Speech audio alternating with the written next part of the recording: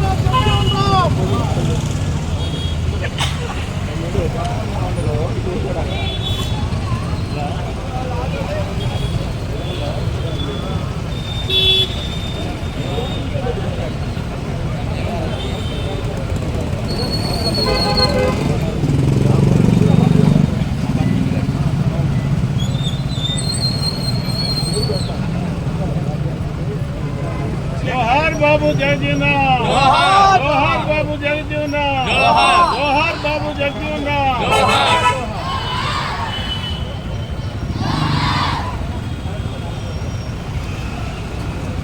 ఎవరు చెప్తారు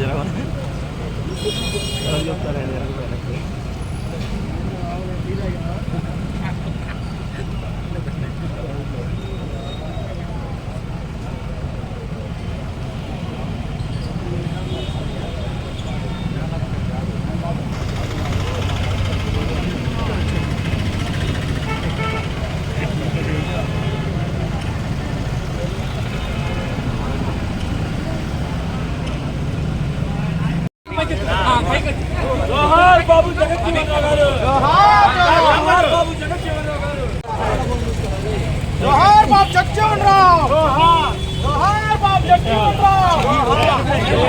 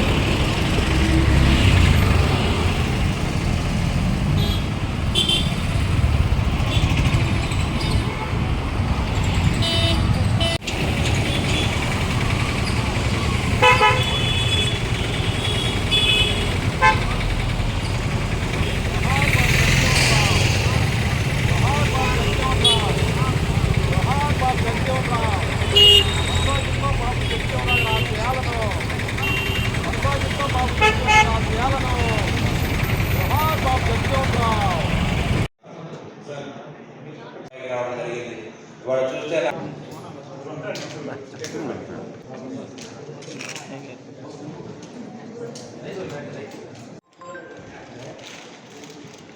నిర్మించారు. వారి తర్వాత అరవింద్ బాబు అంబేద్కర్ ఆశయ సాధన కోసం ఆయన తర్వాత తెల్లారి జన్మించారు 15వ తేదీన.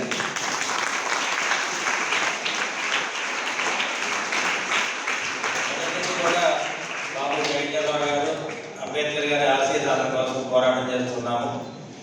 వీరిద్దరూ కూడా దళిత నాయకులు, దళితుల సొంతం మీరు అనుకోవద్దు. మా సొంతం, అందరి సొంతం, అందరి వాళ్ళు. ఏదైతే జాతీయ గాంధీ గారు, బాబు జగజ్జనరావు గారు, అంబేద్కర్ గారు ఏ విధంగా అందరి వాళ్ళు, మనం అందరూ అనుకుంటాం కదా చిరంజీవి అందరి వాడిని, అట్లానే అరవింద్ బాబు అందరి వాడు, అట్లానే బాబు జగజ్జనరావు గారు ఆయన బాబు అని పేరు పెట్టుకున్నాం. అంటే జాతీయ గాంధీ గారితో సమానంగా ఆయన్ని సన్మానించుకుంటూ బాబు జగజ్జనరావు గారిని పేరు తెచ్చుకుంటున్నాం. అటువంటి గొప్ప వ్యక్తులు మనం స్మరించుకుంటే మరి ఇక్కడ ఉన్న చిన్నారులందరూ కూడా మరి దేశం కోసం పోరాటం చేసిన దేశభక్తులు వాళ్ళందరూ కూడా అటువంటి గొప్ప వ్యక్తులు స్మరించుకుంటే ఇప్పుడు చదువుకునే చిన్నారులందరూ కూడా ఇటువంటి గొప్ప వ్యక్తులందరూ కూడా ఇక్కడ ఎవరైతే డయాస్ మీద కూర్చున్నారో గొప్పవాళ్ళు, అదేవిధంగా దేశ నేతలు, స్వాతంత్ర పోరాట యోధులు వాళ్ళందరూ కూడా చాలా చిన్న చిన్న కుటుంబాల నుంచి వచ్చారు. చిన్న కుటుంబాలు, రైతు కుటుంబాలు, కూలి నాలి చేసుకుంటూ తల్లిదండ్రులు బాగా చదివించారు.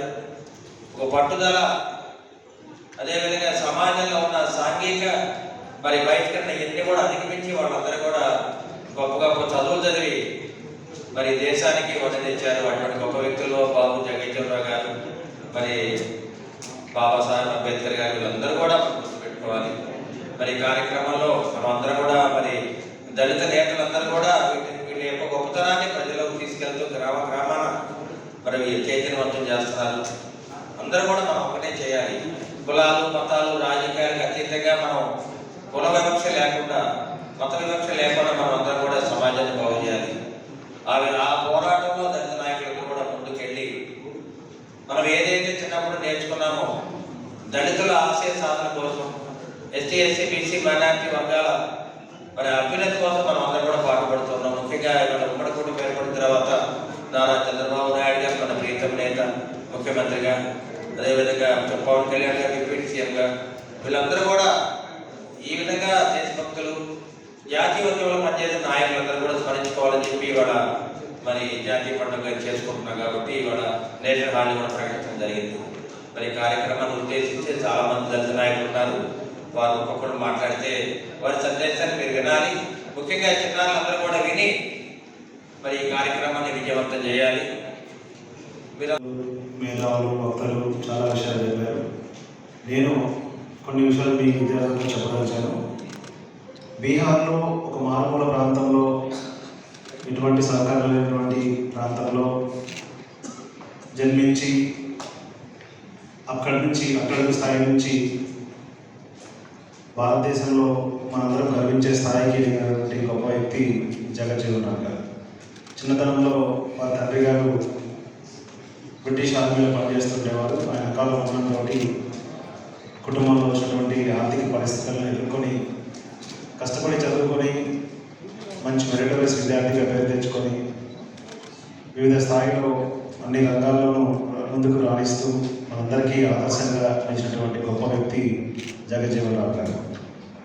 అతి చిన్న వయసులోనే సేవాభావాన్ని అలవర్చుకొని ఆనాడు బీహార్ అంటే నేపాల్, బీహార్ కలిసి ఉండేది. ఆ రోజుల్లో భూకంపం వస్తే అక్కడ సేవా కార్యక్రమాలు చురుగ్గా పాల్గొని తర్వాత వివిధ రంగాల్లో అంటే ముఖ్యంగా వ్యవసాయ రంగం, రైల్వే, రవాణా శాఖ, రక్షణ శాఖ మంత్రిగా, ముఖ్యంగా కార్మిక శాఖ మంత్రిగా వివిధ శాఖల్లో చాలా కాలం పాటు మంత్రిగా పనిచేసి భారతదేశంలో చెప్పుకోలేనటువంటి మనకు తెలియనటువంటి చాలా చట్టాలను, చాలా రంగాల్లో అభివృద్ధిని వీరు ముందు తీసుకుని వచ్చారు.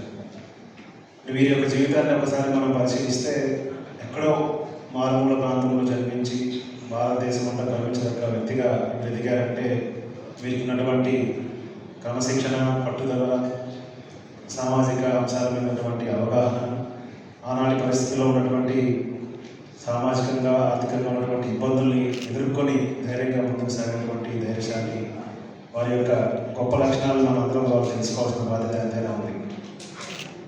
సో విద్యార్థులందరికీ ఇవన్నీ ఎందుకు చెప్తున్నామంటే, మనం చిన్న చిన్న వాటికి ఇంట్లో అది లేదు ఇది లేదని, లేకపోతే సౌకర్యం లేదని బాధపడుతూ ఉంటాం.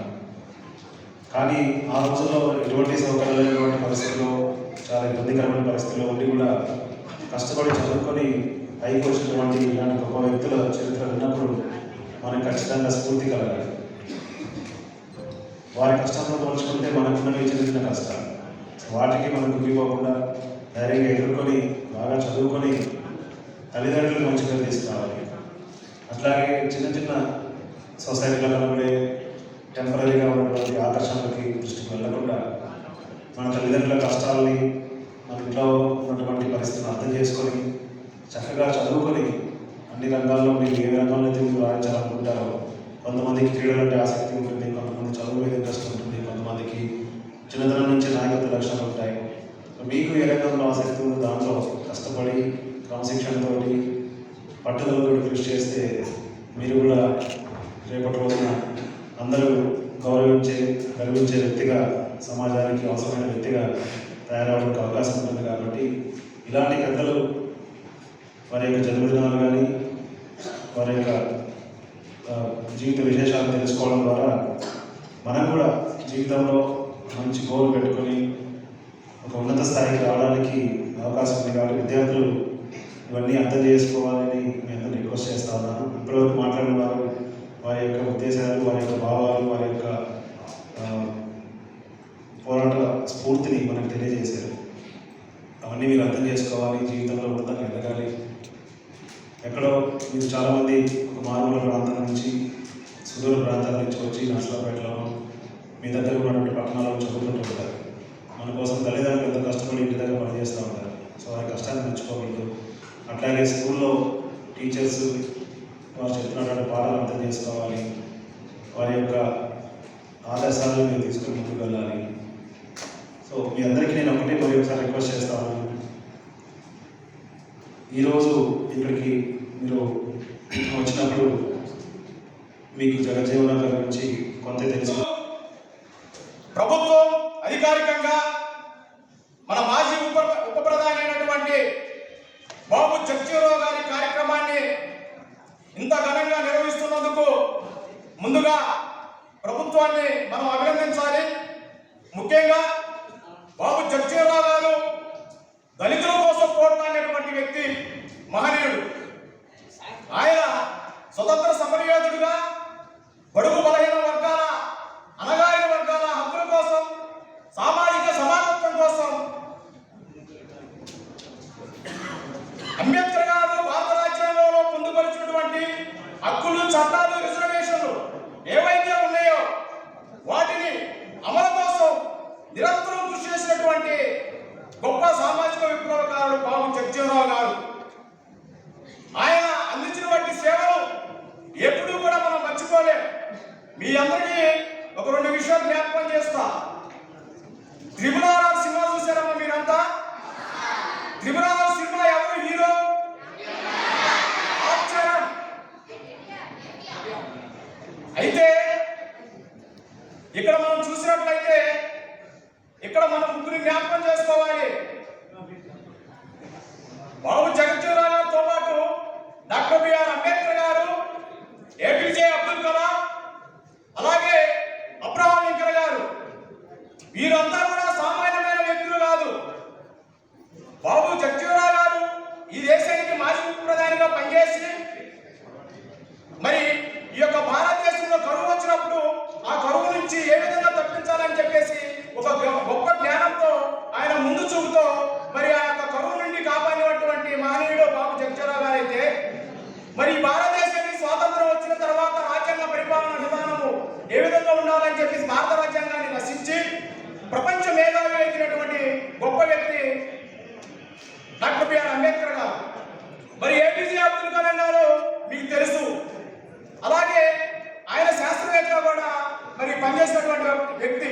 మీరు కళలు కనండి, మీ కళలను సాకారం చేసుకోనని చెప్పి చెప్పడం జరిగింది. అబ్రహాం లింకన్ గారు మరి ఆయన చెప్పుకున్న స్థాయి దగ్గర నుంచి కూడా అమెరికాకి అధ్యక్షుగా మరి అయినటువంటి గొప్ప వ్యక్తి అబ్రహాం లింకన్ గారు. అంటే ఈ మహానుభావుల యొక్క జీవితాలన్నీ కూడా ఎక్కడ ముడిపడి ఉన్నాయంటే వారి యొక్క విద్యా విధానంలో ముడిపడి ఉన్నాయి. అంటే ఈ సమాజంలో ఒక మానవుడు, ఒక మనిషి చదువుకుంటేనే విలువలు వస్తాయని చెప్పేసి మనకి ఈ సమాజం మనకు నేర్పిస్తుంది. మహనీయుల త్యాగాల వల్ల మనం ఈరోజు ఇక్కడ కూర్చొని మరి ఉన్నామంటే ఆ మహనీయుల త్యాగాలే. అలాంటి మహనీయుల త్యాగాలను మనం అంతా కూడా ఎంతగానో మరి జ్ఞాపకం చేసుకొని వారి ఆశయాలు ఏవైతే